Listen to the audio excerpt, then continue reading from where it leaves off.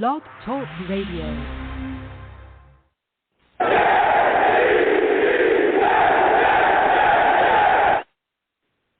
What's going on, folks? It's your boy Long Beach Joe, and I am back at it.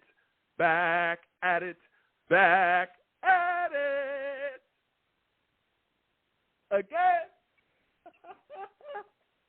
Your boy's back at it again, man. Listen.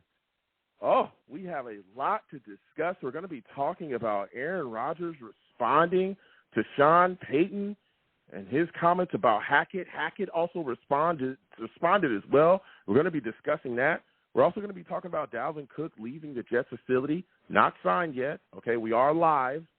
All right, it's Tuesday. Okay, at 7 p.m. Eastern, we're live. Maybe he signs while the show is live. That would be wonderful. But he's not signed right now. We'll be discussing that. We're also going to be discussing the upcoming game against the Browns. Hall of Fame game, baby. Joe Klecko, Revis, they're in the building. They're going into the hall. Oh, yeah.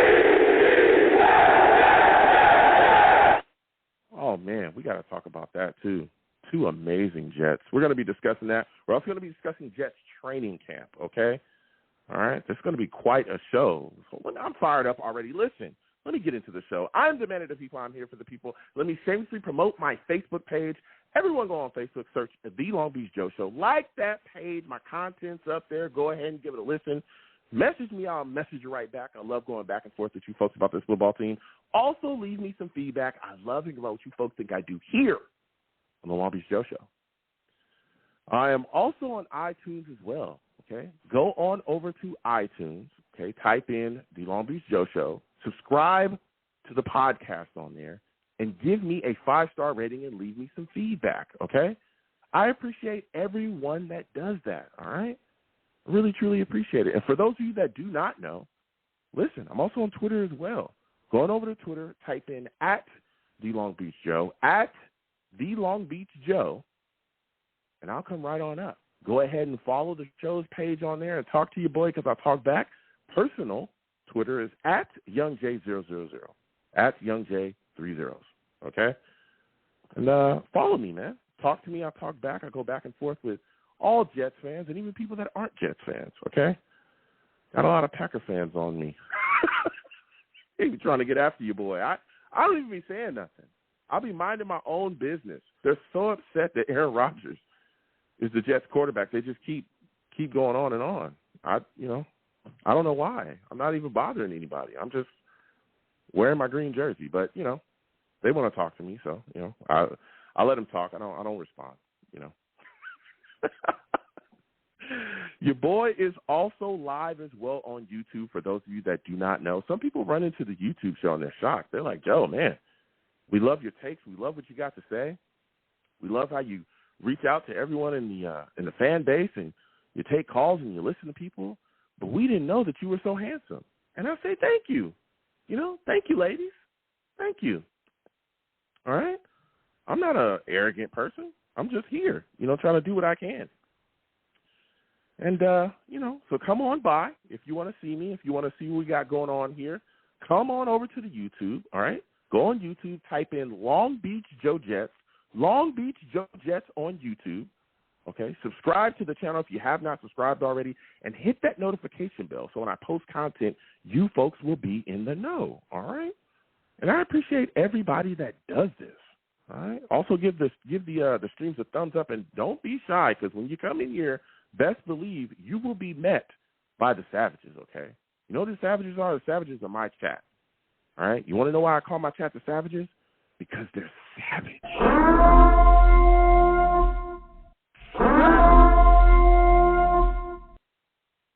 They get after everybody, even me.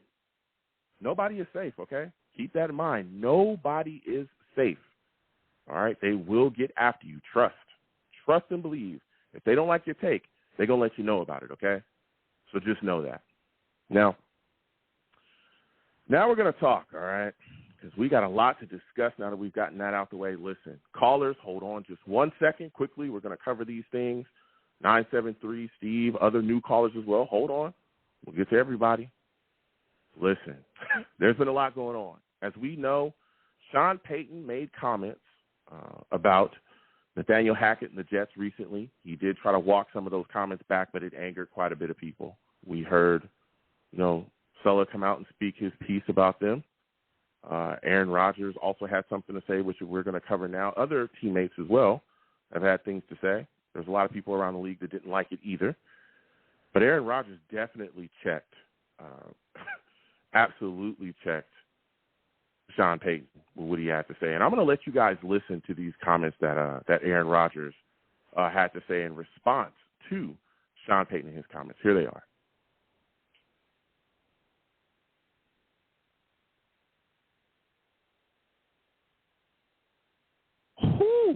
Ooh. Ooh, did Aaron Rodgers set him straight or what?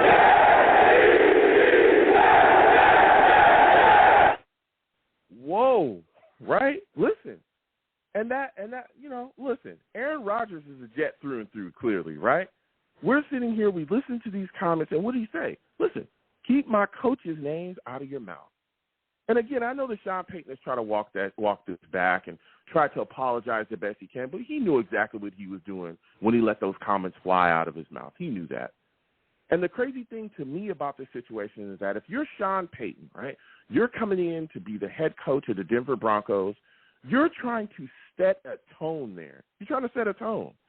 And when you come in and you're talking about guys that are no longer there, guys that are out of the door, you're setting all these excuses. All you're doing is setting a situation up filled with excuses and lack of accountability.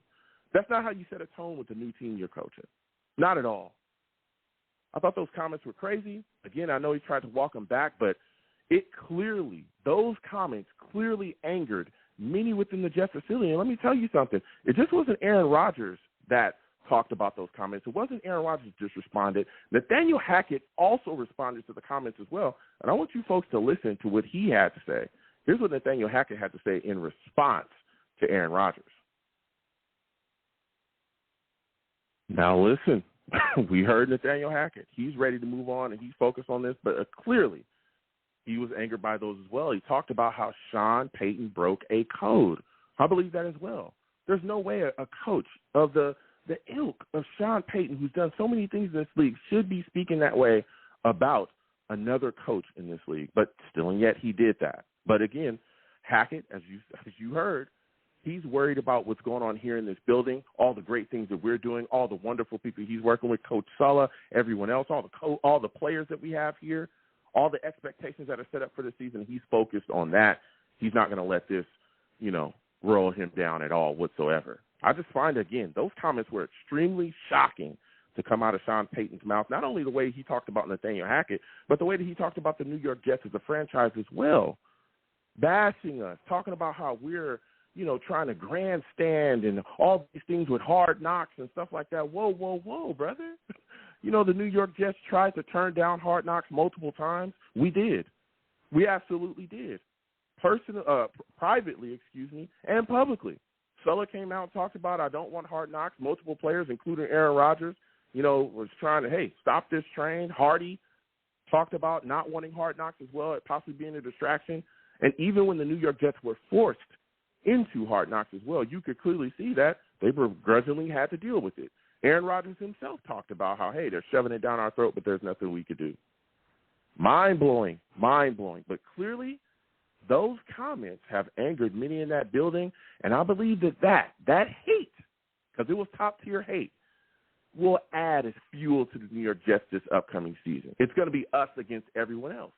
That's what it is. So, salute to respect to you, Sean Payton, because in my personal opinion, you're flush.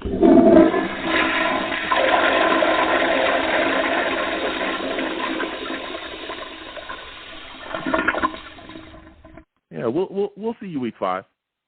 We'll see you week 5. Coach Payton. We'll see what's up. All right. Now, as we continue to talk about what's been going on here with the New York Jets, callers, we'll get to you guys in a second. Dalvin Cook did come and meet with the Jets. Okay, he absolutely did come and meet with the Jets. We saw him on the field as well. He walked around during training camp, met with different people. We saw him meeting with Woody Johnson. We saw the Jets fan base as well going off when he was in the building too. we heard Dalvin Cook.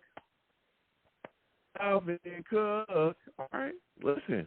Fan base letting it be known that he is wanted and he is welcomed here, okay, when he decides to sign. And we all thought, that he would sign that day. But to this point, he has not signed with the New York Jets, okay? He talked about it as well on ESPN, talked about how, he's going to go sort things out, talk with his family, figure out if it's the best way, for him to go, figure out what he wants to do going forward. But, I have kind of a feeling that the New York Jets are probably number one on his list. All right? Tony Richardson, former New York Jets, great fullback, great player, and a great person, okay? I love Tony Richardson. Tony Richardson, in an interview, kind of tipped a hand and said that he knows some people within the Jets facility, and he said that the deal's, pretty much done. That Dalvin Cook at some point is going to be a New York Jet, okay? Now, he said before, Dalvin was on the field during training camp and things like that, but Tony Richardson said he's got some inside information. So maybe, Cook's just sorting things out, and then we'll see him agree to right jersey. But to this point, Dalvin Cook has not signed with the New York Jets, and we'll see what's going on going forward, all right? Now, also, training camps have been looking really good, right? We've seen a lot of people out there making plays. Bam Knight, Alan Lazard, C.J. Uzomah, Tyler Conley, Lucas out there. We've seen Lazard get real big in red zone. Man, he's going up and getting footballs like crazy. A lot of things moving and shaking out there. We're also seeing Aaron Rodgers communicate with the defensive players, which is super dope to me to see, right? Why? Because it's learning from each other, right? Iron sharpening iron, right? Now, what happens in this exchange of information is Aaron Rodgers is to pick the brain of the defender. What did you see when we were setting up? When we came out of our set and we lined up, what did you think was going to happen? Did what happened during the play, did it play out exactly how you read it pre-snap, right? That helps him come out and disguise things. Now, the Jets have a top defense in this league. Last year, we were 4th overall. You know what I'm saying? This is a very quality defense, right? Tells him some things. He can sort some things out. Okay, I need to disguise things this way, and that way. Because Whitehead's a really good safety in this league. So when he goes up against a lot of these other NFL defenses that we're going to face this year, he can have in his mind, well, Whitehead told me he saw it this way as a safety. I'm thinking that this safety out here, he's as good as Whitehead, but he's probably seeing it somewhere around that way. Let me disguise this to throw him off and destroy him, right? Then you look at it from Whitehead's standpoint. He gets to come out and exchange information with Aaron Rodgers, and Aaron Rodgers can tell him, well, this is what I saw. That's what I saw. He can now go to the defense and say, hey, look, Aaron Rodgers, we all know, phenomenal quarterback in this league, right? This is what he's seeing. He thinks you're overplaying this side. He saw you leaning. He came out in this set. He didn't know the pressure was coming from here, or he did know the pressure was coming from there. We got to make adjustments like that. That makes them better against some of these top quarterbacks that we're going to play this upcoming season as well. The mental chess game is big. So I really like Aaron Rodgers doing that exchange. We saw him with Whitehead. We saw him talking with Quentin Williams as well. So that stuff is huge. Training camp's going solid, man. We're also seeing a lot of guys step up and show out, man. Guys like Jason Brownlee. Whew. He had a little bit of an arm injury. What we're hearing is nothing too big, but he made a one-handed catch today. Whoa! I'm talking, it was a crazy, okay? It was a crazy catch.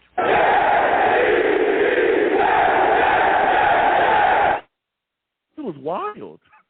Jason Brownlee continues to flash, man, and this was a guy that I talked about consistently throughout the offseason, okay? I talked about him. Before Denzel Mims was gone, he was a guy that I was talking about could possibly push Denzel Mims off this roster.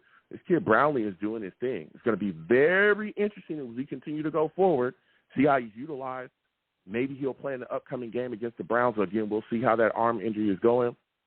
But he's a guy at this point, man, that I could really see making the New York Jets roster. I mean, like I talked about that one-handed catch today, but we saw him beat Sauce on a play before for a TD. This guy is flashing all the time, and his relationship with Aaron Rodgers is growing by the day. We see that as well. So he's an exciting one. You know who else is exciting? Mekhi Becton. He's feeling better and better every single day. Talked about he's put together a couple of really good practices, feeling like the strength in that knee is getting better and better. He came out today and talked about his knee. He also talked about, the situation with his knee as far as getting injured this last season. It wasn't totally on the coaches. He said that he had the wrong surgery in 2021. and that he had to have another surgery to get it right, and that is what, kind of cost him issues with that knee because he had to get that another surgery in 2022. So, he stepped up and said that, but let me tell you something. He's out here, and he looks really, really good. He looks good, and you can tell that he's feeling good. He talked about how he's getting his feet back underneath him, and Sulla spoke about it as well. He's also talked about as well, Becton has come out and said that he's, open to playing right tackle. He wants to go out there, he wants to play, and he wants to start. So we're going to see what's going on, man, but he's working hard. He is working hard, and let me tell you something. A lot of people, are down on Mekhi Becton. I understand. He's been missed for about 2 years. But let me tell you something. This guy's coming back, and he's doing his thing, and him panning out for the New York Jets bodes well for us. Because if he can step up and get rolling, right, if he can step up and get rolling, let's say he takes that left tackle position, that's going to solve an issue for the New York Jets for years to come because we'll have a guy that's young enough to continue to flourish and grow with the franchise. That is big. That is really big, okay, especially, again, with all the questions that are along the offensive line, left tackle and right tackle being one of them, right? If this guy can step up and secure one of those spots, and not only secure him, but come back into the form that he was his rookie season, whoa, that is going to bode well for us because, again, we got A-Rod here. We don't want him running for his life, right? Let this guy make plays from the pocket. Let him do what A-Rod does, which is shred up defenses. We don't need him, back there with a linebacker or a defensive end, chasing him all over the place or hitting him constantly. We don't want that. So if Mekhi Becton can get it rolling, and, again, the strength is in that knee, he's saying he's feeling better day by day, he will be playing in the Hall of Fame game. He will be, okay? And so will Zach Wilson. Okay, we'll get to the callers in 1 second. 515-602-9639. 515-602-9639 is the number. Call in. Also, Savages in the chat, I see you. Jets mess, Deshaun Lattimore. We'll come to you in a second. Put your questions in the chat, Savages, if you have any, and I will come to you, with these in between these calls, and we'll have a discussion with y'all as well. Don't be shy. Y'all don't be shy anyway, but definitely don't be shy.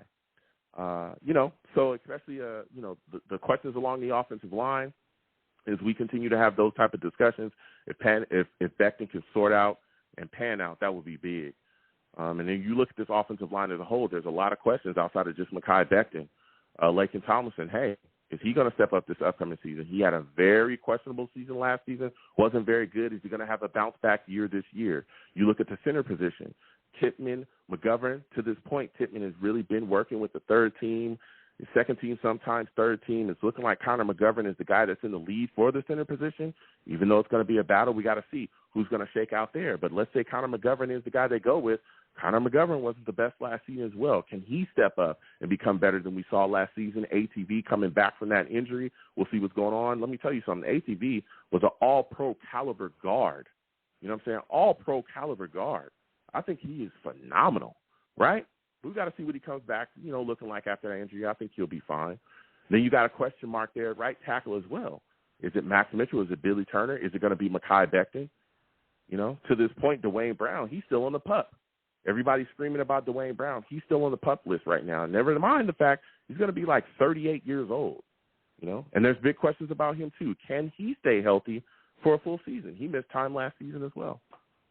So, the offensive line is definitely something that's going to be focused on. The offensive line has definitely have a lot of question marks about it, and people are absolutely right and justified in being concerned about the Jets' offensive line going into the season. That's one of the most question mark field position groups on the offense. So, listen, we got quite a bit to discuss tonight again. Training camp is being crazy. We got the Hall of Fame game coming up. Keep in mind, not only will Mekhi Becton play in that game, but so will Zach Wilson. My boy Zach Wilson, right? Everybody kind of, has wrote him off, left him for dead. Let me tell you something. Zach Wilson has been looking all right through camp. He's been making plays out there. He's had some days where it's been down, but he's been making some crisp throws out there, okay? All right, so we're going to see him go out there, and I'll tell you what, the only thing I really want to see from Zach Wilson in this upcoming game against the Browns is I want to see him go out there and have a command of the offense.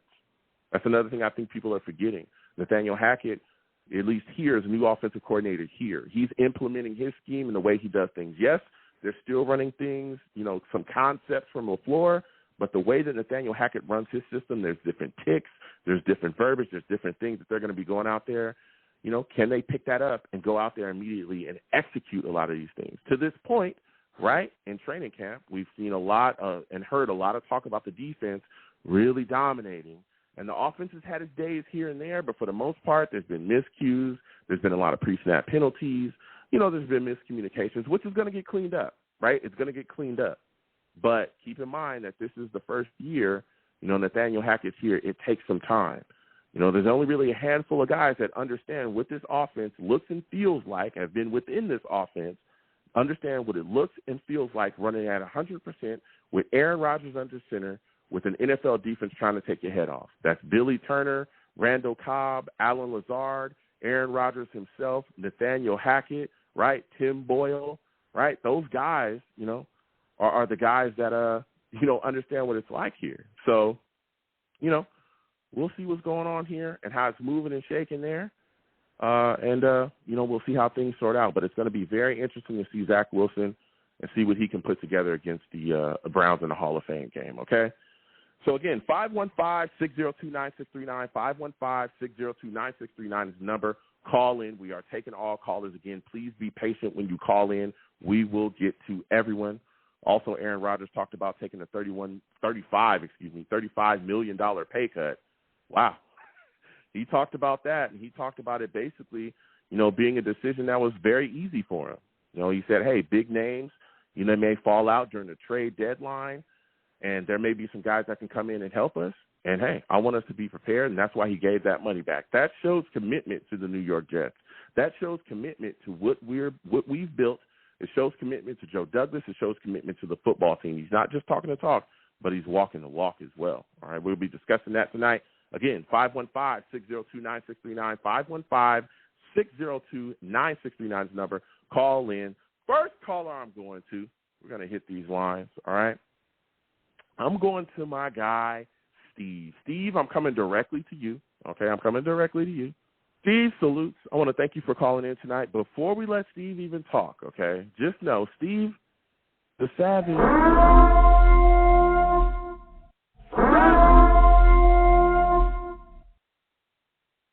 Steve, salutes. I want to thank you for calling in tonight. Listen, Steve, we're talking that talk. There's a lot of things moving and shaking right now with the New York Jets. What are your thoughts about Aaron Rodgers and Nathaniel Hackett's response to Sean Payton's comments about Nathaniel Hackett?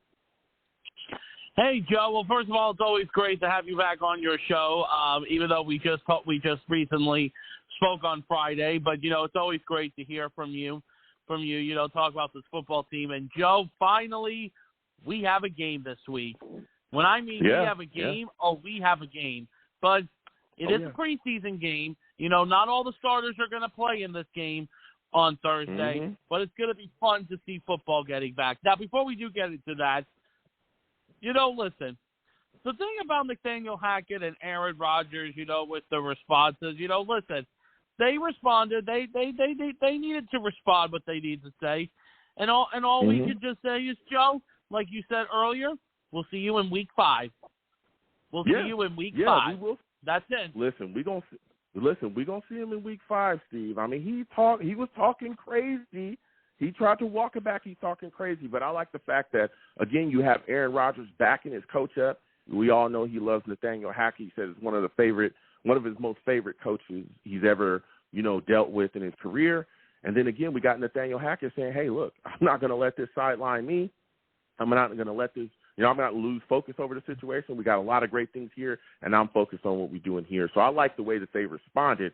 Now, another question I have for you, Steve. Dalvin Cook came into the building, right? Everybody was hyped. Everybody was excited.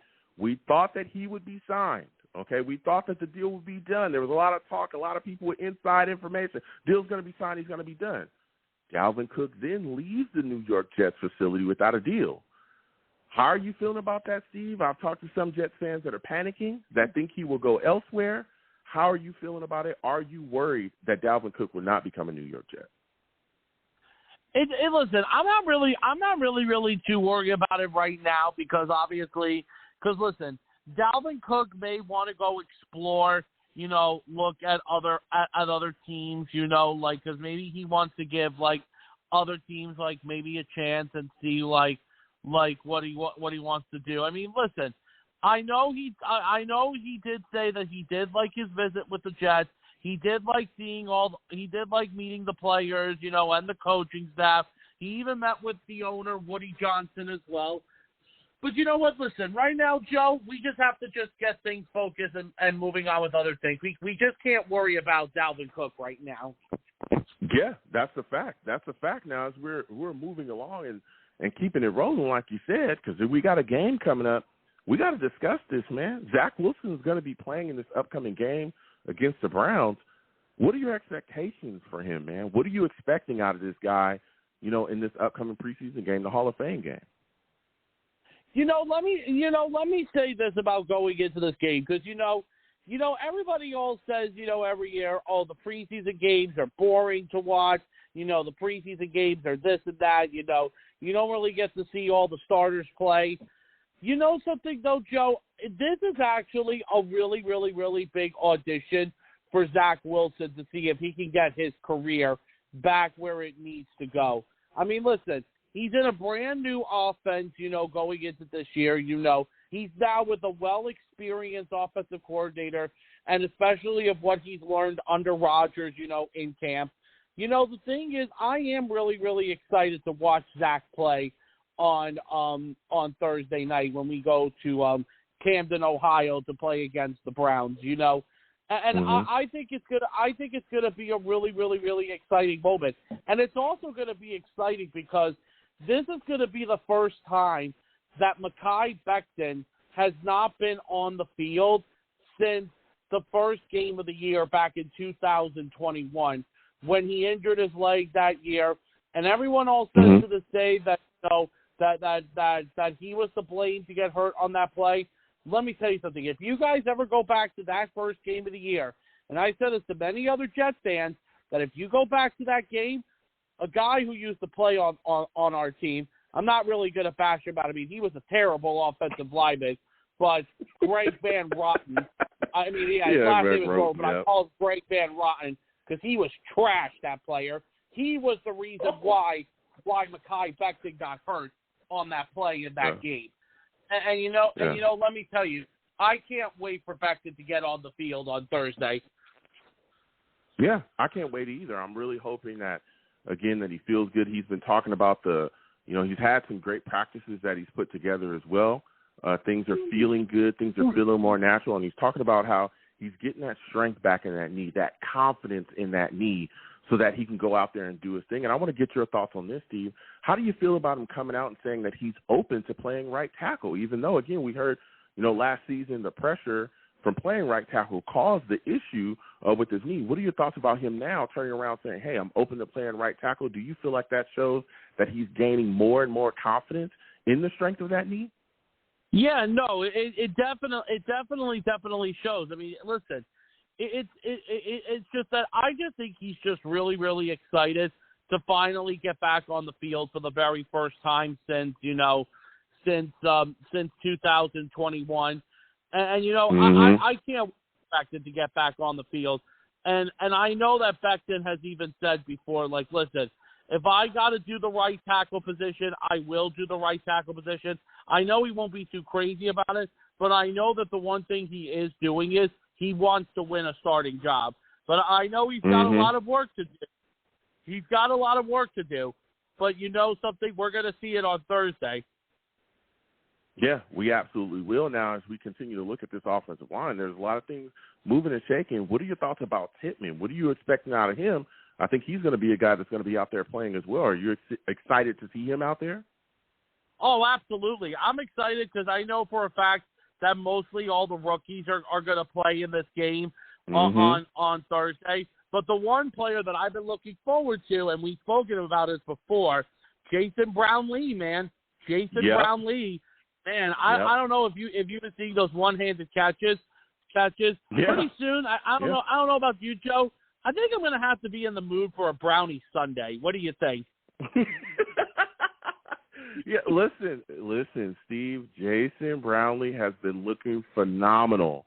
I talked about him, before camp, that he was a guy that can move and shake, and he has really shown up and been showing out. I think he's the guy that's going to push to make a roster, and I'm going to be excited to watch him as well. And you talked about the defense a bit too. Listen, Will McDonald, all the other rookies is going to be out there. I think Zaire Barnes should be out there as well.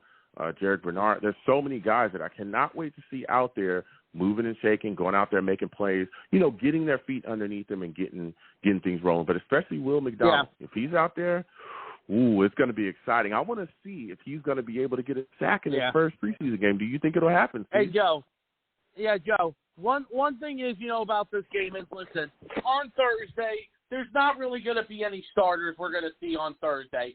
Like for us, there's going to be no Aaron Rodgers. There's going to be no Breece Hall. There's going to be no Sauce Gardner, no Garrett Wilson, no C.J. Mosley. None of the Williams brothers are going to play in the game. Like most of our main starters are not going to play. And listen, the same thing's going to happen too with the Browns on Thursday. Like no Deshaun Watson, no Nick Chubb, no Amari Cooper. Listen, the real test is going to be when we see that team much later in the year on December 28th and Week 17, right after Christmas. Yeah, exactly. This is, it's preseason. And again, everyone has their different, thought processes about, not putting guys out there and not putting your starters out there. Of course, we've heard Solar already say that he's not going to play his starters until possibly the Giants game, if that, right? We can talk about that a little bit later as well, but this is all about getting those guys out there and the backups out there and getting them out there and having them run and go out there and try to make plays the best that they can. Go ahead. Yes, and Joe, I'm going to be honest with you just really quickly about Aaron Rodgers. I know that Robert Saleh did say earlier that there is a chance that he would play in the final preseason game against the Giants. I got to be honest with you, Joe, and listen, you may not like this opinion or not. I don't want to see Aaron Rodgers taking a snap at all. At all. Because if one wrong move happens to Rodgers, and if he gets hurt, and if he gets hurt really badly, it won't be good. Yeah. Well, look, I disagree with that. And here's why I disagree with that. This is we have a new offensive coordinator here in Nathaniel Hackett. He's installing, what he's installing with his offense, different ticks, different stuff that he wants to do. Again, we know there's a lot of familiarity with Mike LaFleur's system that was ran here, but this is a different offensive coordinator, different mind, right? Of course, we have some guys here that know, what's going on, that have been in this offense: Tim Boyle, Aaron Rodgers, Alan Lazard, Randall Cobb, Billy Turner. Those guys, they know what's going on. But we have a host of other guys that are still, trying to pick things up. C.J. Uzomah, Tyler Conklin, Garrett Wilson, Mecole Hardman, who's brand new to the Jets, and he's, within this offense. There's a host of other guys as well, especially you look along our offensive line outside of Billy Turner. A lot of those guys are trying to pick it up too. And so when you look at this situation, especially with the New York Jets in the situation we're in right now, expectations are extremely high. We have 6 primetime games, possibly 7. Of course, we're going to be on Hard Knocks. The fanfare is out of the door. Like, everything is crazy. Heck, Method Man was at training camp today. If you didn't know, the Method Man, Wu-Tang Forever, okay, he was at training camp today. Every camera is focused on the New York Jets, and our schedule is riddled with killers. I mean, we play some really tough teams, especially early, right? We play teams like the Chiefs. We play teams like the Bills early, Cowboys. The Patriots are always well coached. The Eagles. There's so many good teams. Chargers. I can keep going on about the list of good teams that we play this upcoming season.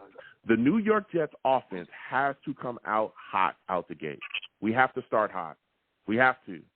Because every team this year, right, and we could talk about the Chiefs and the Bills. Those are great teams. But even the teams that we don't think are good, even the teams that we feel like we should steamroll, they're going to come out and play against us like they're in the Super Bowl because they know everybody's going to be watching. Everybody. The lights are going to be the brightest when the New York Jets roll into town. So I feel like just to get some type of momentum, especially with some of the questions that we have at critical key position groups like the offensive line, just to set yourself up for some good mojo flowing into the season, just let the guys play a series. That's it. Just a drive. Have Aaron Rodgers and you guys go out there just for a drive. I'm not saying a full game. I'm not saying a full quarter. I'm not saying 3 quarters, nothing like that. I'm just saying give them a series so they can go out there and just get that feel of what it's like to be out there together with Aaron Rodgers under center. That's my big thing. What are your thoughts now, Steve? Listen, Joe, listen, I understand you make some good points. And let's say if Aaron Rodgers does have to play in the final preseason game, listen, I would only let him play one series, and that would be it. Like, even if, let's say, if you don't score, that's okay. I don't care. Get off the field, and we'll get ready for the first week of the game against Buffalo. But, listen, at the end of the day, it is Coach Saleh's decision on what he does. But as of right now, as of what Coach Saleh did say, he is still not going to have Rodgers, play in any of the preseason games. And listen, there have been at times in the past, too, Joe, where he didn't play in the preseason game, even when Nathaniel Hackett was with him in Green Bay. And, look, he was still an MVP quarterback.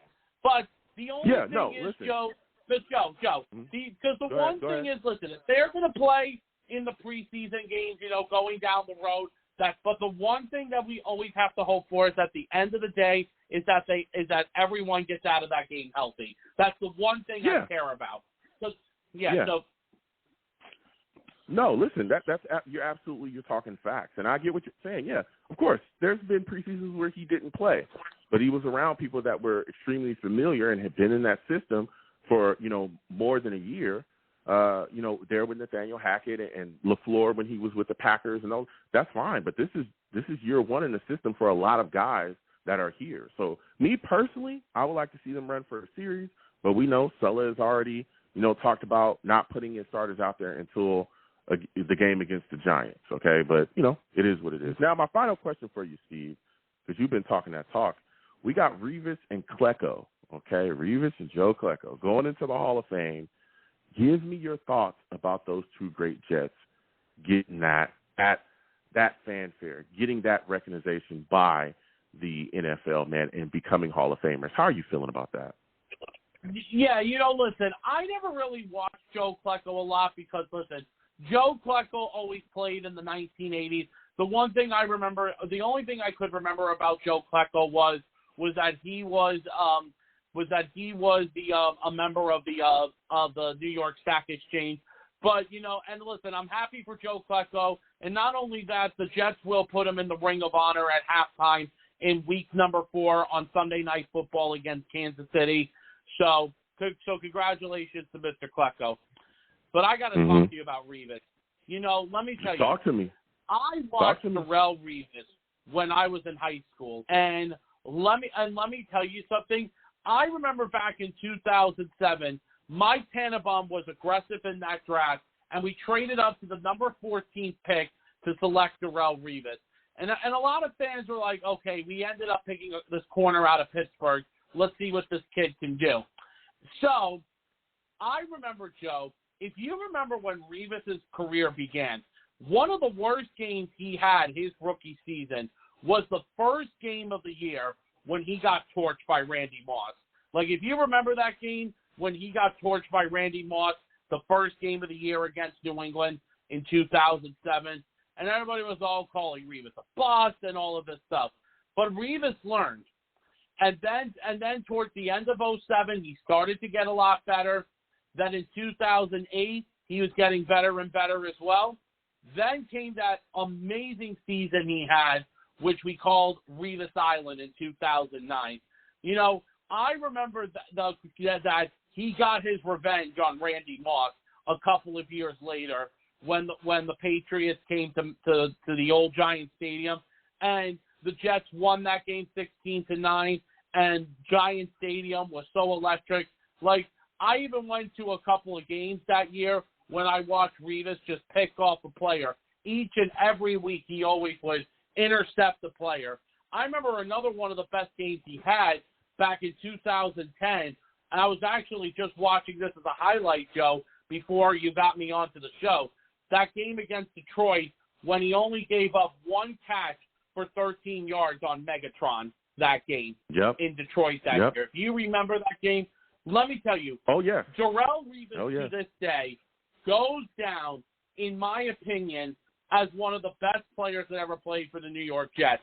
Now we have that corner in Sauce now, And the thing is here's the thing I will say this.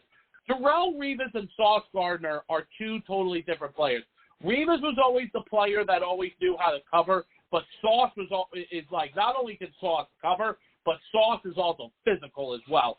Like, I remember the one thing I loved about Revis was when Revis would always go up against those big, tall receivers.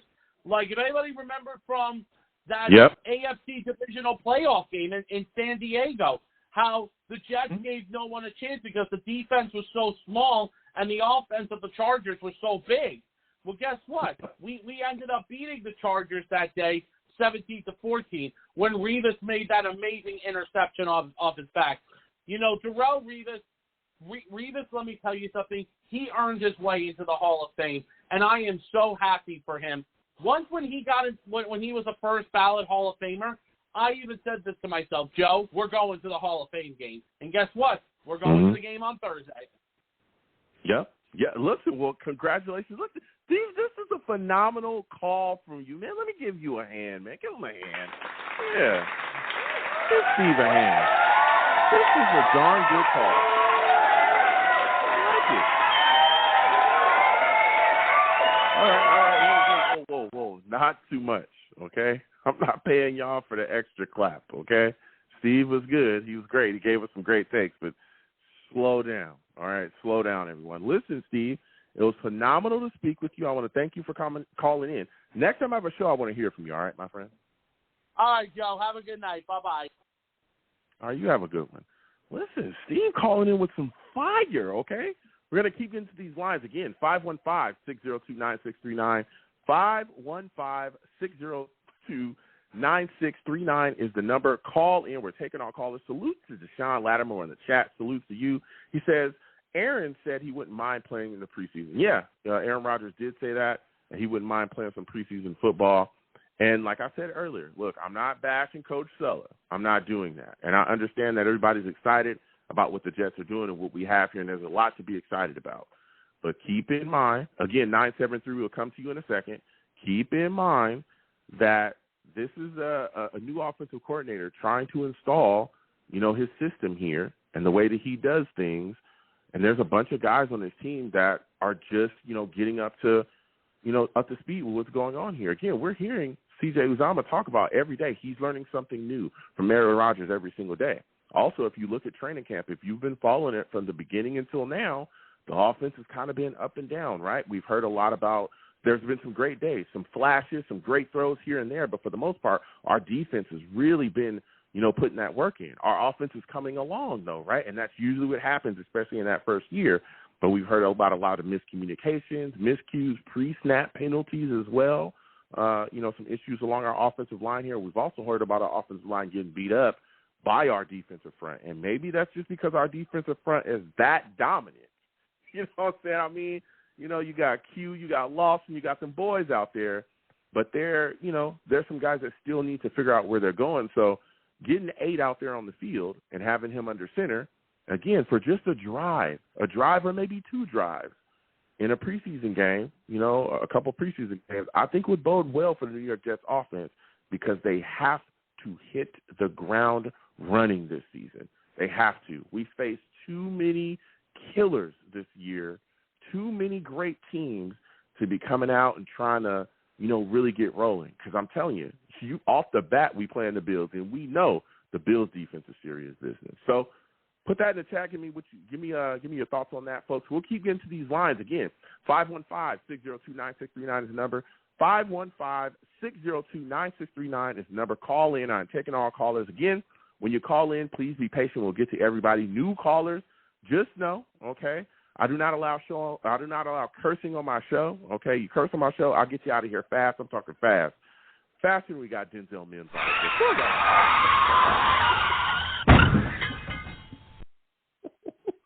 I'm going to double up. Faster than we got Elijah Moore up out of here.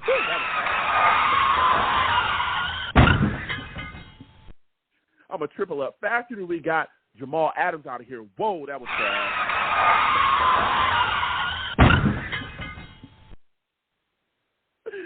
Boy, you complain, and Joe Douglas will get your behind up out of here. He will get you out of here fast, huh? He'll get you out of here fast. All right? It is what it is. Also, please subscribe if you have not subscribed already. Okay, hit that notification bell so when I post content, you'll be in the know. Also, hit the thumbs up button, okay? For those of you that haven't already, please hit the thumbs up button. It helps the show get shared across platforms, okay, or across YouTube, all right?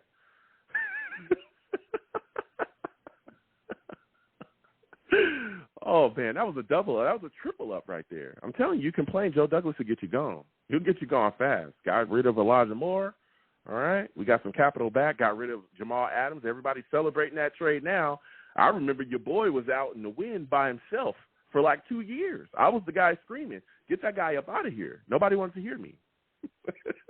Nobody wants to hear you, boy. You know, I was by myself, just alone, out on the street, eating peanut butter and jelly sandwiches. It was just me by myself, all right? But now everybody's celebrating the trade. Okay, cool. I told you. All right. 515-602-9639 is the number.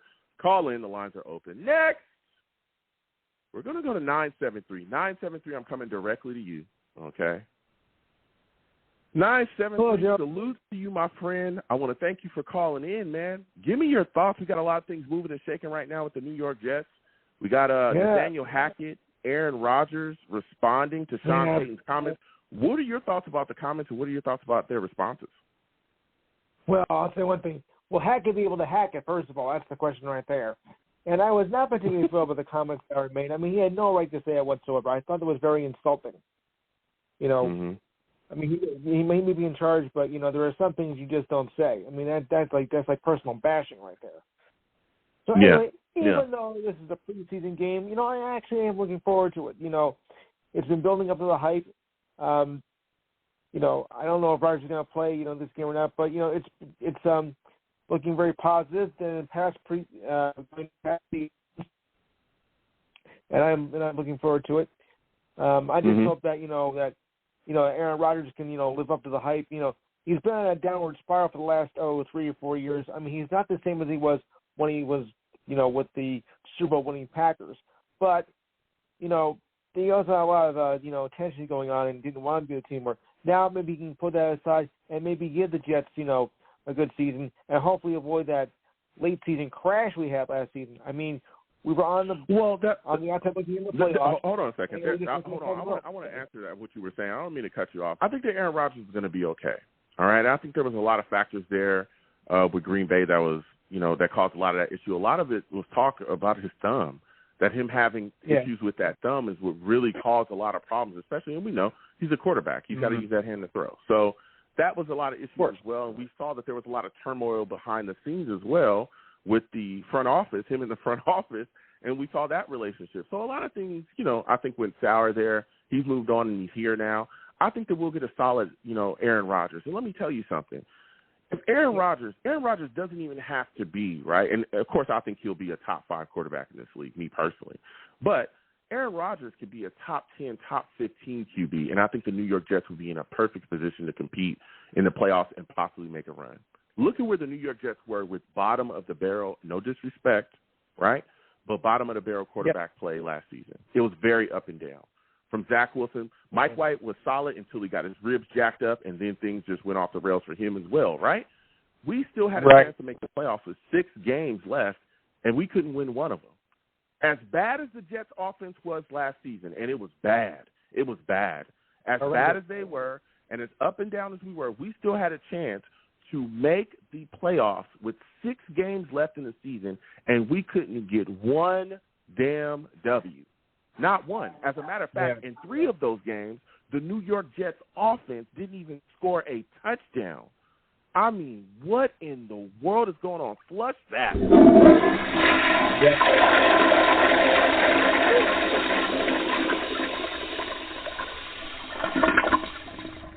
I'm flushing that poop. That was poop. It was bad. That is really bad. So even with that, right?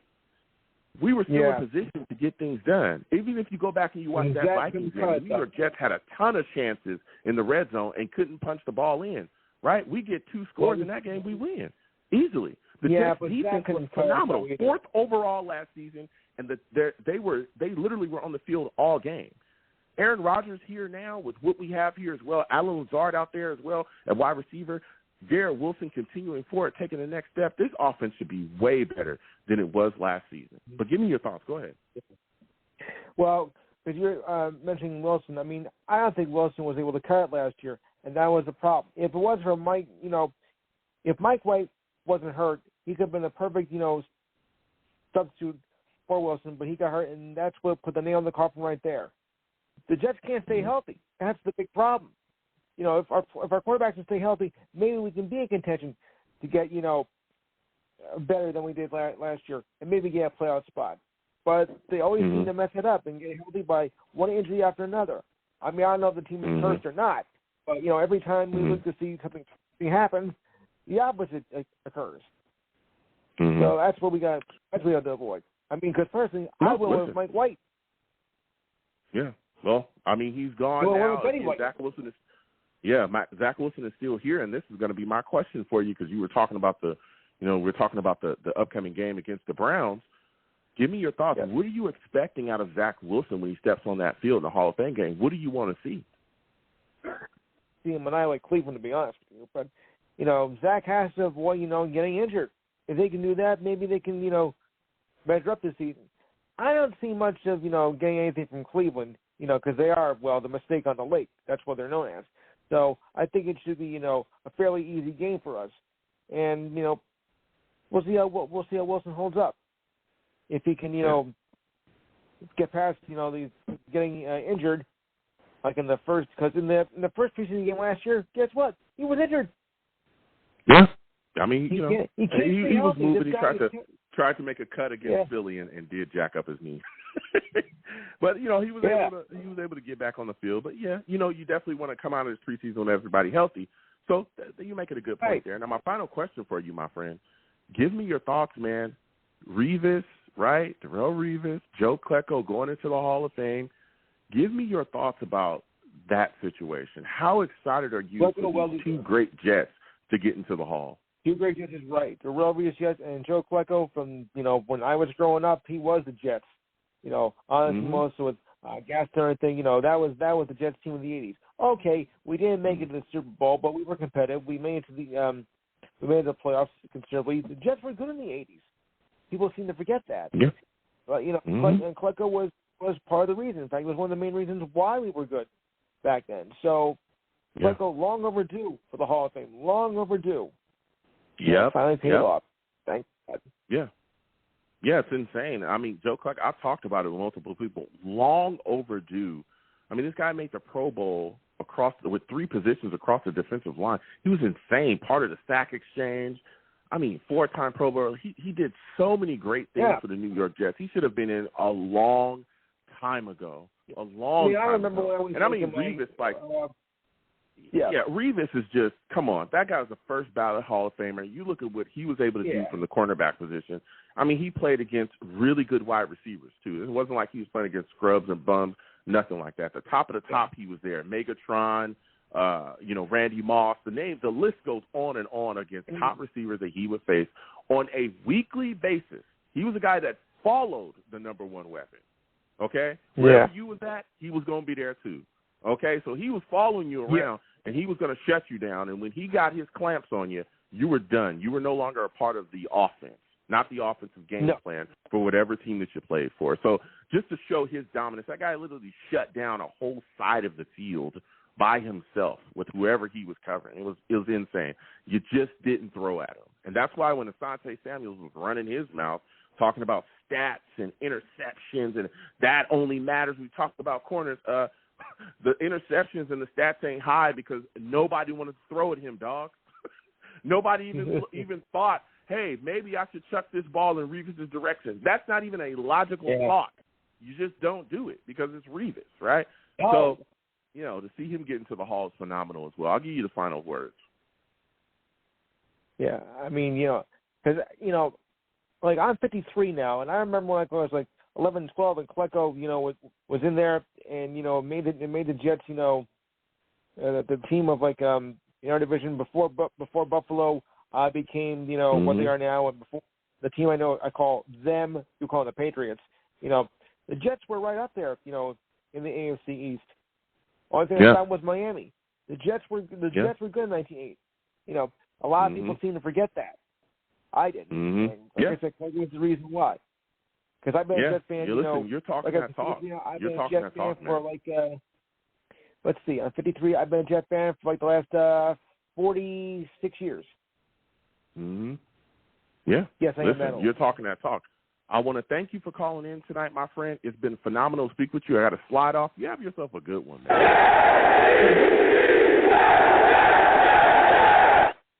Listen, we're talking that talk, man. Joe Klecko, Revis getting into the Hall of Fame. We'll keep getting to these lines. 515-602-9639. Call in. Rusty, we see you. Other callers as well. Hold on. Salutes to Venom G's in the chat. He says, facts, Joe. I'm telling you. I understand a lot of people, okay, are talking about preseason. They don't want to see Rodgers take a snap, and I get it. You know, there's a couple guys here that understand, again, what this looks like in game time, in real game time with the defense trying to kill you. They know what it's like to have Aaron Rodgers under center, be right next to him, but there is a host of guys that are new to this situation, and they're learning and getting that momentum, getting your feet, under you at this point in time, taking those snaps in preseason with Aaron Rodgers there, maybe a drive or 2 drives preseason game, at least a drive. I would be comfortable with at least a drive. I think would really help the offense gain momentum, especially with so many question marks along our offensive line. I don't know, man. But again, I love Robert Saleh, and I get where he's coming from. I'm now bashing him. All right? We're going to get back to the lines again. 515-602-9639. 515-602-9639 is the number. Call in. Salute to all Savages in the chat as well. Jets, Mess, LaShawn, Venom, everybody in there. Throw your questions in there. I'll see y'all. Come to y'all. In between calls, we'll get to it. I'm only one man, okay? Next, we're going to Rusty. Rusty, we're coming directly to you. And before we let Rusty even talk, for those that do not know, that man Rusty, he's a savage.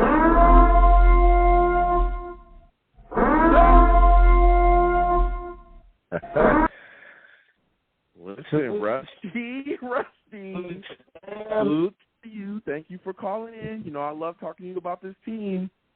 Listen, Rusty, we got a lot to cover, okay? Aaron Rodgers, Daniel Hackett responded to the comments that Sean Payton made about Nathaniel Hackett. What are your thoughts about what they had to say? Thanks for that nuclear heat for the furnace. What idiots. We're going to kill him. It's great. Like the first thing, I'm still, pissed at it, but, I was mad at first. And then, it sank in after a couple of minutes. I'm like, wow. Clemens just popped into my head, just with him in the baseball bat and his newest, what he said at the press conference with, I'm a bleep, you guys just got to bleep a monster. So I just started laughing. I was like, he's dead. Then I felt like the Russian from Rocky, he dies. It's so, oh, man. Denver, man, we're going to put up, seriously, we're going to put up probably like an 80 burger plus on them. It's going to be, it's going to be like that. I don't know, man. It's gonna be, there's gonna be no holding the dogs back at all, and don't feed the dogs for a couple of days and just stick them loose on a freaking Denver Bronco and just go ham. They're dead. And the Denver, I guarantee you, the team, that Denver Broncos team was looking at Peyton like, bro, that's something you say in our locker room. You don't say to a reporter. We're dead. Man, let me tell you something, Rusty. When I heard those comments immediately, I said, oh, boy, he has stepped in some dog doo-doo, okay? He should not have said those things. I knew off the jump, this is bulletin board material, right? We always the mainstream media is enough. They've been hating enough. All of a sudden, Aaron Rodgers becomes a Jet. Joe, that's Broadway material, man. That's bigger than bulletin. That's Aaron like Times Square stuff. What an idiot! Yeah, Aaron Rodgers is a bum from the media now, from mainstream media. The Jets they're hyped up. They're not going to be that real. But now we get to put you on a bulletin board too. You in the league, dog. We're gonna see you this year. And you talking that's what I mean. crazy. Like, he's in the Times Square section. Like, Sean Payton's done, bro. Man. And Rodgers said it correctly too, man. He's already know he's drowning. Sorry, go ahead. Yeah. Go ahead. He knows he's drowning. He knows that he's in a situation, right, where he's got to drum up something. But my thing is, like, why use us? And then to come out and try to act like the New York Jets are grandstanding like we wanted Hard Knocks. Nobody wanted Hard Knocks on the Jets staff. They all tried to turn it down. It was a complete opposite. What are you talking about, man? Bro, what are you talking about, man? Complete opposite. 180 of a statement, you know? Yeah, what are you saying? He's a McIdiot, dude. I don't know. He's a McIdiot. Thank God. Oh, man. Oh, man. Times have changed. It was mind-blowing. It was mind-blowing. Really has. I'm telling you, that was completely – but again, Nathaniel Hackett brought it about. He said, I'm not surprised. I'm surprised, that I'm not surprised that he was running his mouth. I'm just surprised that, it happened this early. He's been saying this. He's been doing this. So Nathaniel Hackett knows what time it is, and he also let people know, hey, look, I'm focused. I'm not bothered by it. I'm staying focused. I'm not going to, let this distract me whatsoever or distract what we're trying to do in this building, and that's big as well. So, as we continue to move on, I think go ahead.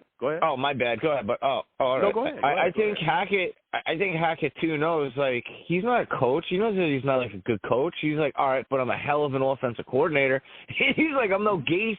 Like Gase is. I think he got kicked out of like high school football in Michigan or something, like in Flint, Michigan. I don't even know. I know he was a high school coordinator, not even coach though. Man, that's how much he got degraded. So, Yeah. And I don't know, man. I like Hackett. He's like solid, but not, he's like high energy, but not solid. You know what I mean? Like he's an offensive, I don't know. And he's just, like his dad, he's grandfathered in legit in blood to the West Coast system. So, and Sean Payton can say whatever he wants. He's still, he's a Parcells boy, and he's the last of them, and he's fading out, and he's in the deep end, and that the lifesaver thing. He's in the depths. He knows it, man, and that's why he's just doing that. Rodgers was right, ayahuasca's working, God, it's good stuff. I guess It's crazy.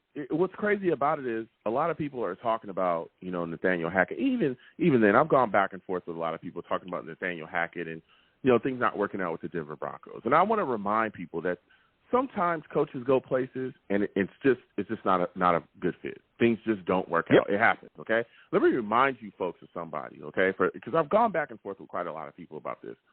Does anybody remember Todd Bowles? Right? When we hired him, everybody was we were excited.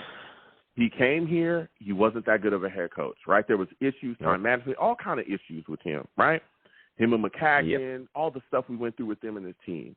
We get rid of Todd Bowles. What does he do? He goes over to Tampa Bay. If you look at what he was able to do in Tampa Bay, it's phenomenal. Talk to those people in Tampa Bay about all the credit that they give him for winning that Super Bowl. That man put together a defensive game plan that literally made Patrick Mahomes look like a human being. I've never seen him look like human, ever. I've never seen him look like a human being ever in any game as much as I saw him look as human as he did against Todd Bowles and his defense. Todd Bowles put together great defensive plans all throughout that year, right? So I forgot where he came from before we got him, too. I thought he won a Super Bowl with somebody else before we got him, too. I can't remember who, though. I don't know why.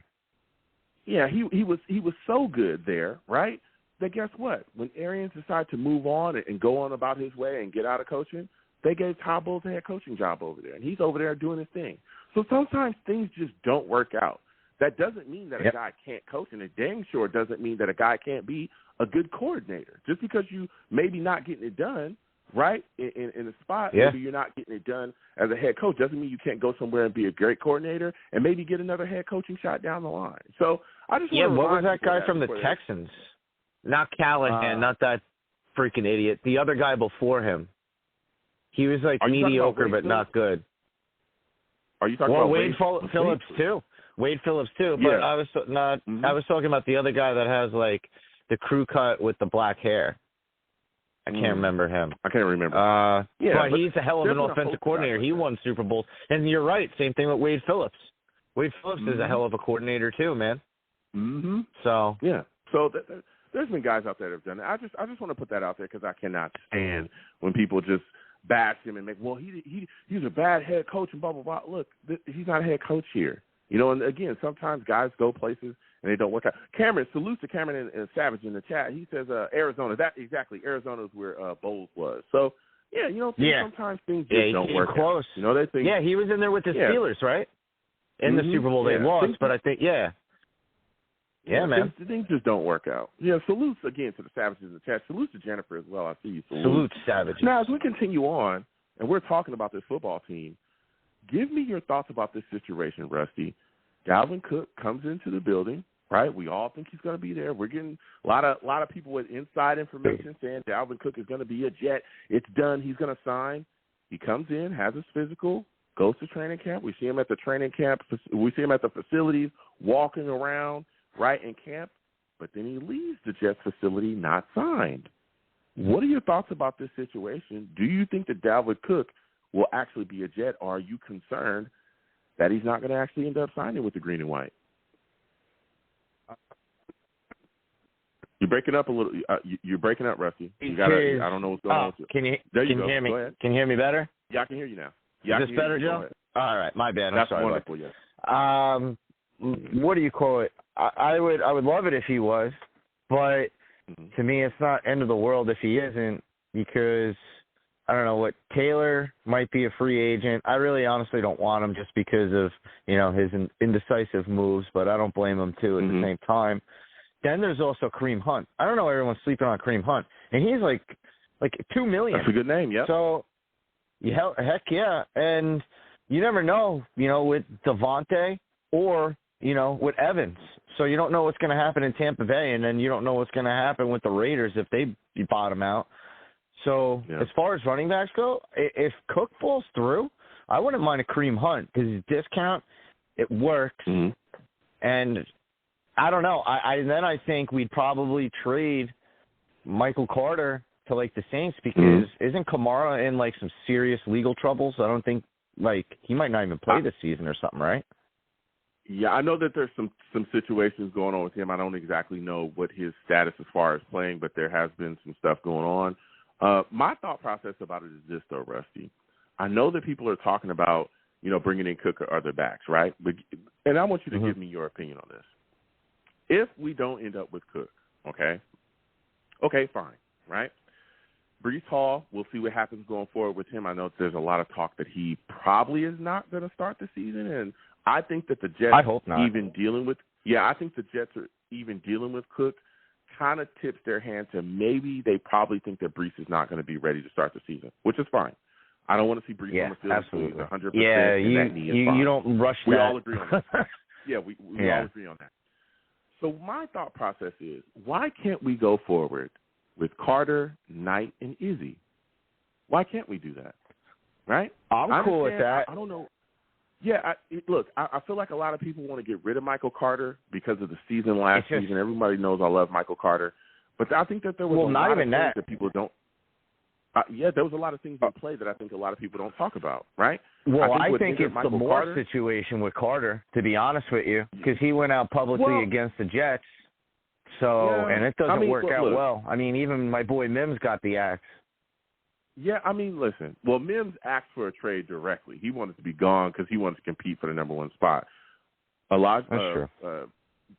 Listen, Carter did support Elijah Moore. Stood 10 toes down.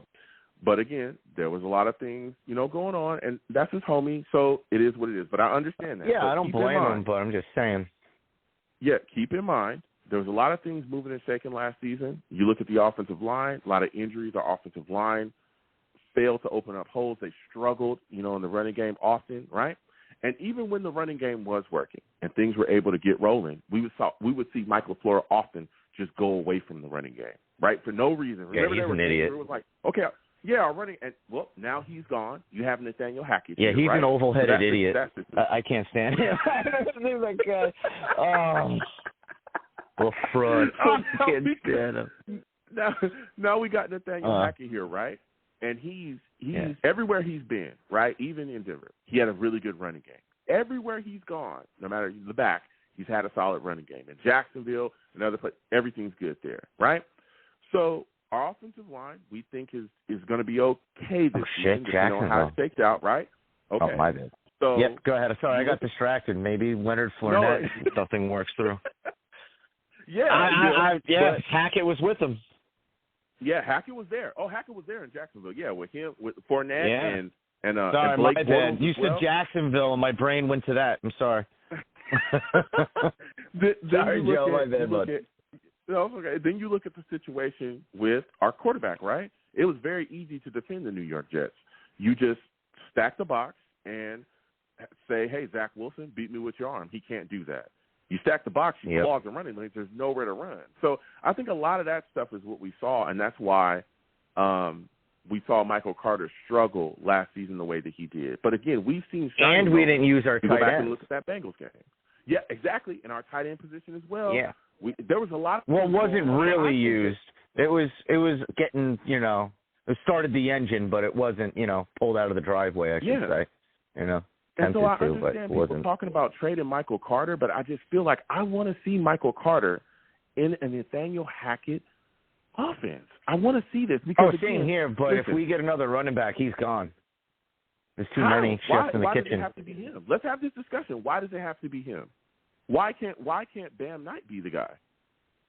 Bam did awesome at the end of the league. Bam did awesome as a replacement for. I've seen Michael Carter do it big. Go back and watch that Bengals game. Coming out the backfield, catching the football, him handing the ball to – he was the single-handed reason why we won that game, right? He was on fire at one point. He was on fire, okay? Now, if you look at how Nathaniel Hackett utilizes his backs, look at what he did in Green Bay with Jamal Williams, Aaron Jones, those guys. Bro, Michael Carter can do all of that stuff.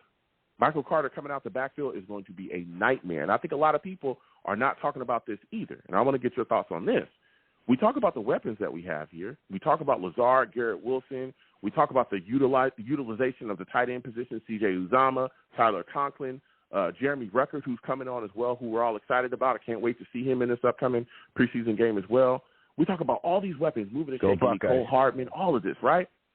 But let me tell you something. Michael Carter coming out of the backfield with all of these weapons around him is going to be a nightmare for linebackers to deal with. Or safety, but it's probably going to be a linebacker. He is going to be a nightmare in the passing game. And I feel like a lot of people are not talking about that. Bruh, when he comes out the backfield, how are they going to keep up with him? How are they going to do that? I agree. We shouldn't have him in goal line situations because he I don't know, he doesn't have power. Like, I love him. He just doesn't have power to where – he gets tackled, Bam just runs through that stuff. You know what I mean? And Bam is fast, too, man. He'll hit his head on the goalpost. And, Carter doesn't have blazing speeds, but he has, darty side-to-side speed. You know what I mean? Mm-hmm. Like, he'll put your hand on him because he's just going to zigzag. But that's the thing, too, man. Like, he can't run any – I don't know. His, first initial contact, he sort of dies at the line, or he gets pushed back a yard. To where Bam, he always falls like a yard or two forward. So that's that's where I'm at. But yeah, go ahead, bud. Yeah, I didn't mean to cut you off like that. With that. Listen, Michael Carter, that first year with Zach was very slippery, very slippery. Oh yeah, he was getting away from guys. Healthy Michael Carter was getting away from guys, and he was cooking people. He would slide off you, you bounce right off you, and keep it rolling. I just think that Michael Carter, and look, I'm a realist here. Everyone knows I like Carter. He's also dealing with freaking the fraud, too. So I'm just saying, you got to give all of our offense a little bit of a break. So I'm just, looking out for my dude. Mike LaFleur, this is from Rusty.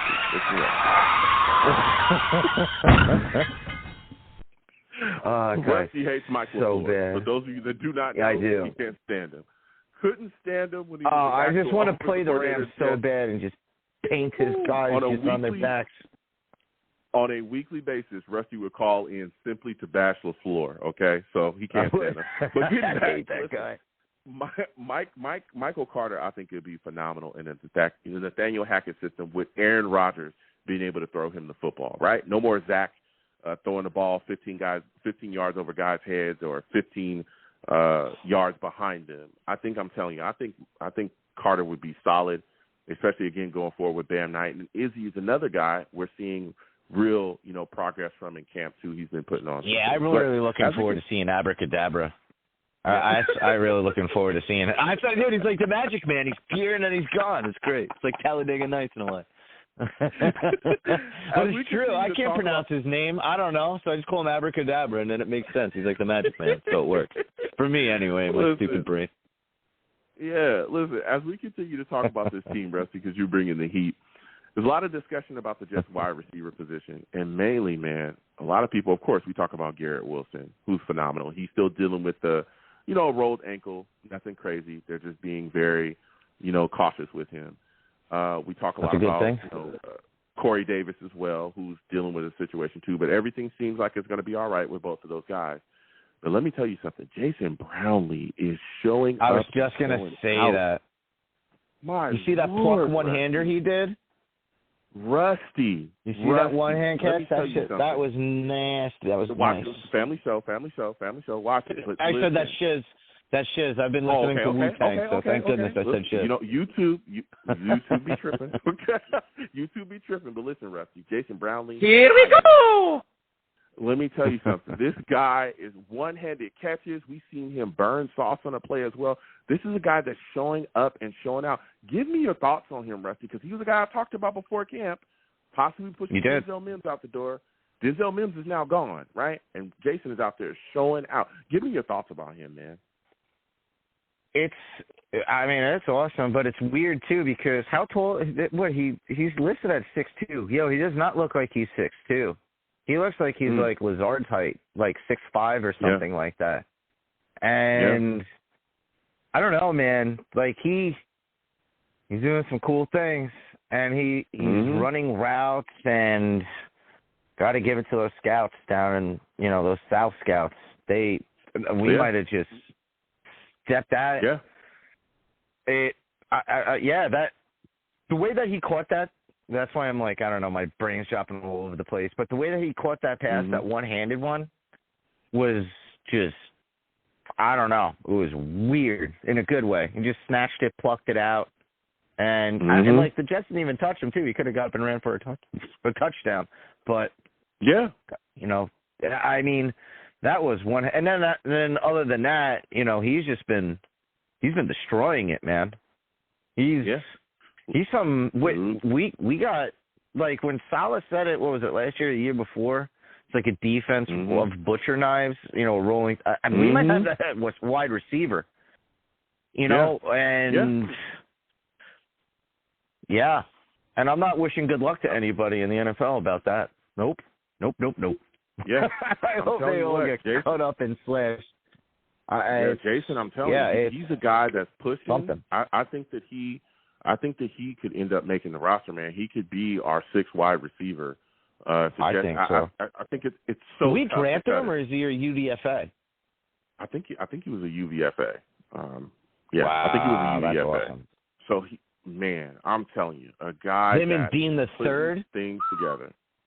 Man, let me tell you. Oh man, we got some sweet safeties too. Woo! Like all right, now as we continue to talk, all right, about this team. Stay with me. We got this upcoming game, all right, against the Browns. Okay, Zach Wilson will be playing. What are your expectations from him in this upcoming game? What do you want to see from him, Brusty? Screen passes, not like 20 feet above somebody's head. Oh my God. I love Zach, but I'm just keeping it real. Like, it's crazy. He can make the most difficult pass, and it's just a flick of the wrist. But the easiest pass that, like, I or you can complete, it's like us trying to do some Mahomes stuff. I don't even know. But, yeah, he's got to fix his brain, man. That's what it is. Because, me and you both watch college football, and you especially knew, USC plays BYU, so you've seen him play.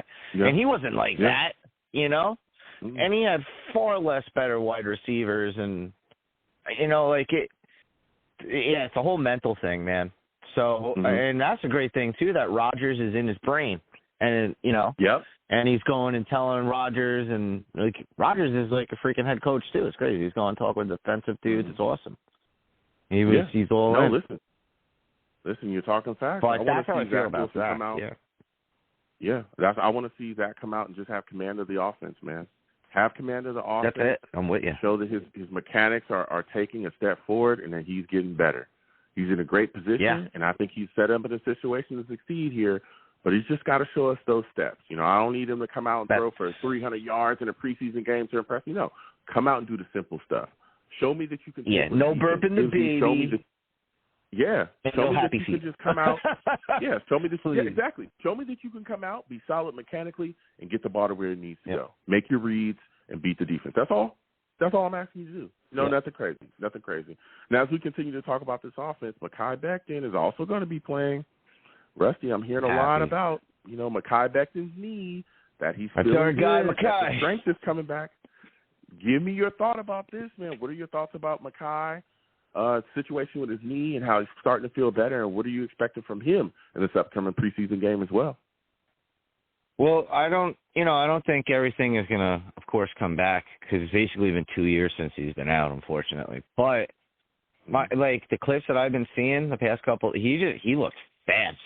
Like it was surprising, and you know he's cool too with it. You know, I guess everything settled down and. You know, whatever he had to go through in his head or whoever he had to talk with about it. And he was like, you know what, this team is rocking and rolling. Wherever they want me to go, I'll go. So whether it be right tackle or left tackle. And it might just actually work out to being left tackle because, you know, I don't know. I love the Raging Cajun too, man. I think Max Mitchell's going to be the right tackle. I really do.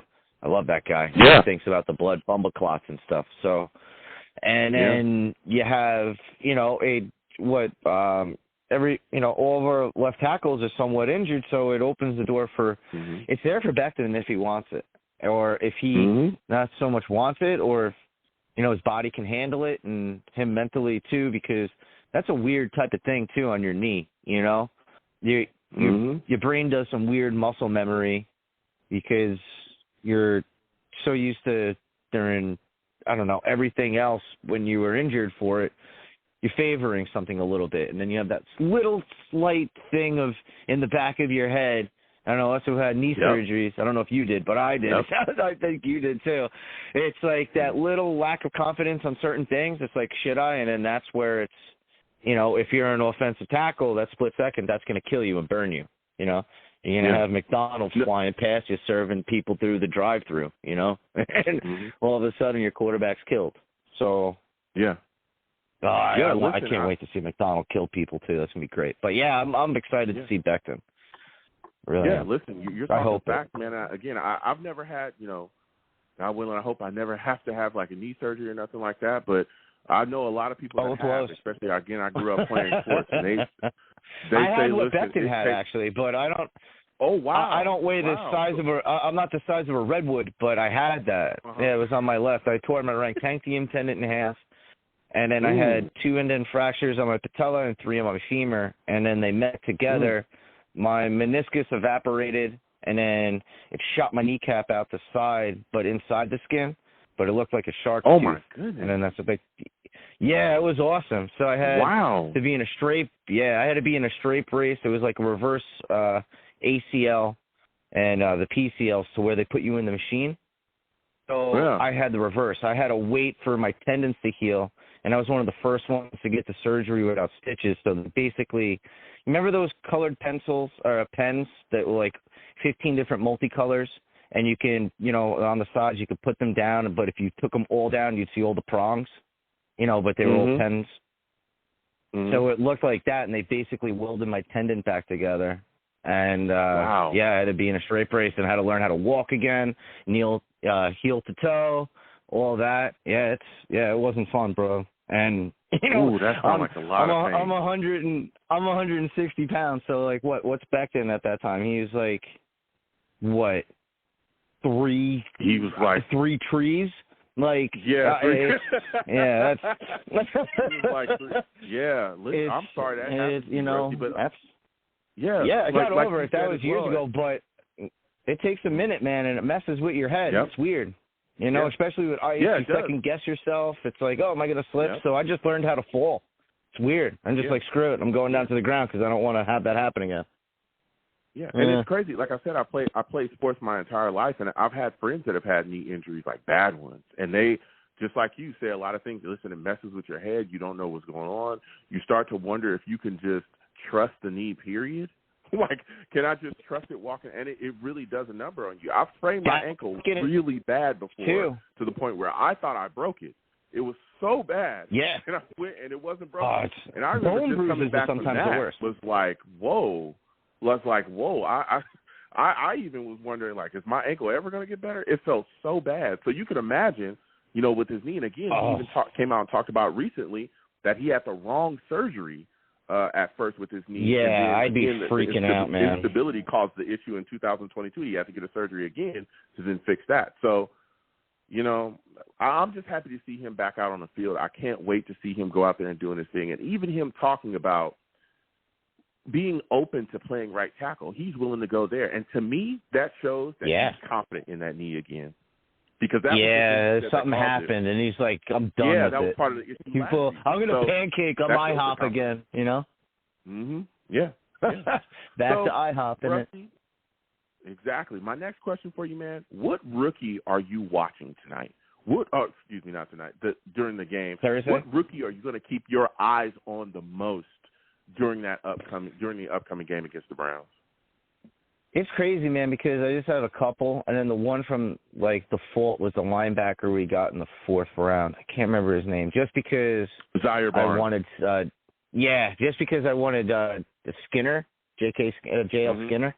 So I just want to know about that. But I'm happy that we got Trey Dean. He was one of my favorite safeties. So I'm curious to see about him. I hope that he plays. I hope that McDonald plays. I want to see him. Pittman, Becton too. But like out of those rookies, yeah, those are the dudes that I want to see. I wonder if Kuntz too.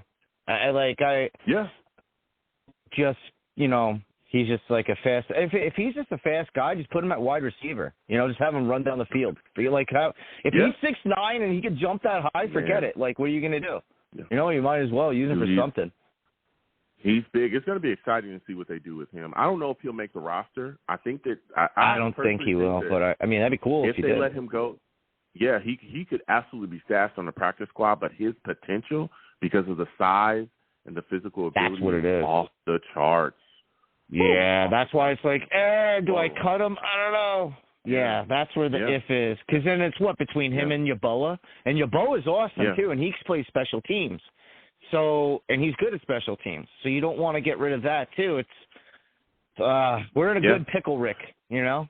We are. You know, carrying on. Finally. And we're talking about Jason Brownlee, the way he's flashing.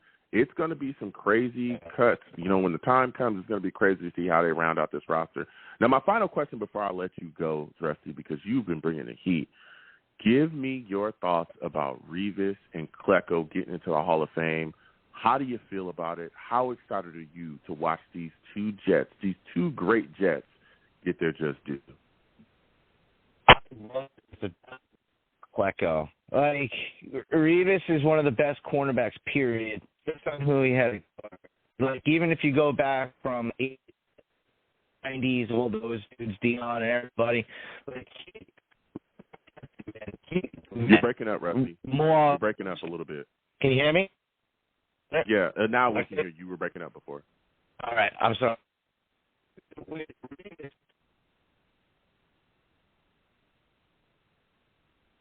Oh, Rusty, you're breaking up. But listen, I'm pretty sure, hopefully, you're breaking up a little bit. Maybe you can move a little bit.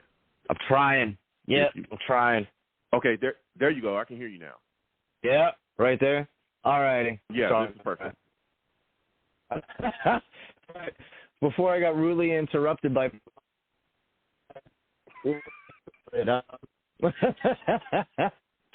yeah, well, I mean, he went against Megatron against the best of them. Mm-hmm. Like Owens, I hated him, but it stinks. You have to give credit where credit was due. He shut down those guys. He shut down Moss. He even played against Moss with his knee, like someone did good, and then the guy was unbelievable. And then Klecko was an all-pro at 3 different positions. 3. Nose tackle, and that doesn't happen. Still to this day hasn't happened. And he would still have the all-time sack record if it wasn't for that ridiculous thing with Strahan. Oh, well, he'd be number 2. I hate Favre even more, too. Oh, it's cahoots, but it's whatever. You know, Super Bowl rings cure everything, and I'm glad we're into the Hall of Fame, so that's good. Yeah. That's what it's all about. Listen, Rusty, it's been phenomenal speaking with you. I got to slide off. Next time I have a show, call in. I love talking Jets with you, man. Absolutely, fam. Shout out to you. Shout out to fellow savages. Salutes. Let's go, Jets. Let's murder everybody. Take no prisoners. Let's go.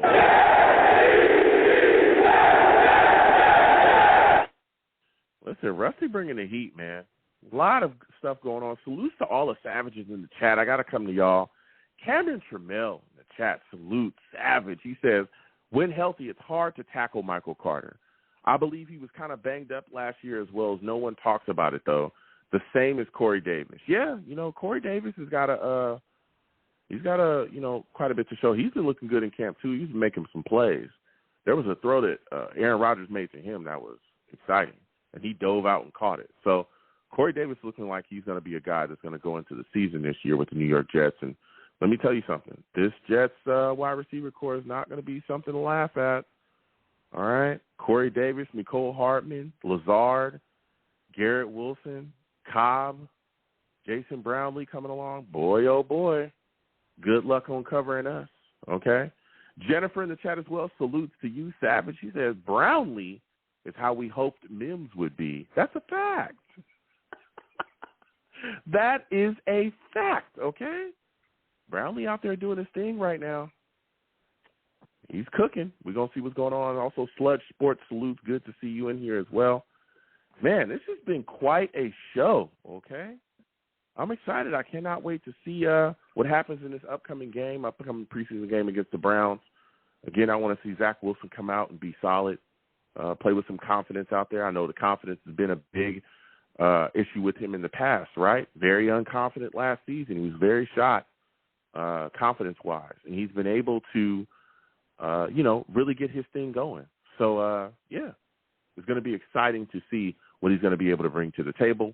I'm excited to see Mekhi Becton as well go out there. A lot of questions about the offensive line coming into this upcoming season, especially with Dwayne Brown still being on the pup.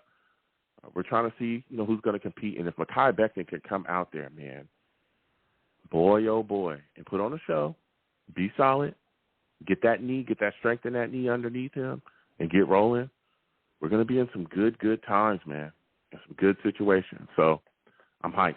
I'm hyped about this upcoming game. Again, the rookies, we'll see. I think Will McDonald's playing in this game. We'll see if he does.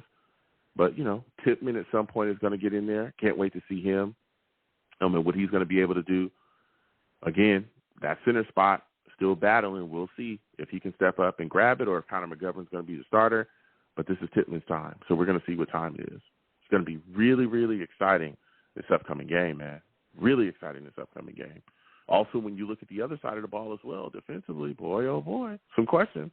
This Jets linebacker position, a lot of things moving and shaking there. Let's see, if these guys can step up. A guy like Zaire Barnes, what can he put out there on the field? So it's going to be extremely exciting to see. We finally got some football. Guys going to be running out there as preseason, but, getting some early looks. So we're going to go ahead and close out this show. Salutes to everybody that watched. This was a hot show. Got a lot of things moving and shaking. Listen, I'm the man of the people. I'm here for the people. Let me shamelessly promote my Facebook page. Everyone go on Facebook, search The Long Beach Joe Show. Like that page. My content's up there. Go ahead and give it a listen. Message me. I'll message you right back. I love going back and forth with all you folks about this football team. Also, leave me some feedback. I love hearing about what you folks think I do here on my show. I am also on Twitter as well, okay? Going over to Twitter, type in @The Long Beach Joe. At the Long Beach Joe on Twitter. Follow me. I'll follow you right back. You want to troll me? No issues. I am the troll that lives under the bridge, and I will have my Vera Tucker jersey on at all times. At all times. All right? There's a lot of questions along the offensive line, but I'll tell you what. Vera Tucker, I don't question him. Okay? That guy's an all-pro caliber guard. Coming off the injury, I think he's going to dominate people this upcoming season. All right? I'm just saying. But you know how we do it over there at SC. Fight on, okay? I'm just saying. So come on down that bridge and, I'll troll you. And as always, people, I'm on YouTube as well. Come on over to YouTube. Type in Long Beach Joe Jets on YouTube. Subscribe if you have not subscribed and hit that notification bell so when I post content, you folks will be in the know, okay? Also, give the videos and streams a thumbs up. Share them across your social media platforms with your friends and your family so I can connect with other folks. You know what I mean? And if you want to troll me, you can get in those comments as well and troll me in those comments. Okay? I love going back and forth with folks. And as always, people, when you see me in person, because you will see me in person eventually, it is arms out, chest open, free hugs for everyone. Free hugs for everyone. The hugs will cost you absolutely nothing. I want to thank you folks for taking the times out of your day to call in, to get in the chat, salute to the savages, and to connect with me any way that you do. Thank you for watching, all right? Again, without you people, I'm absolutely nothing, and I appreciate you and your time. So until the next show, you folks have a good one. Peace.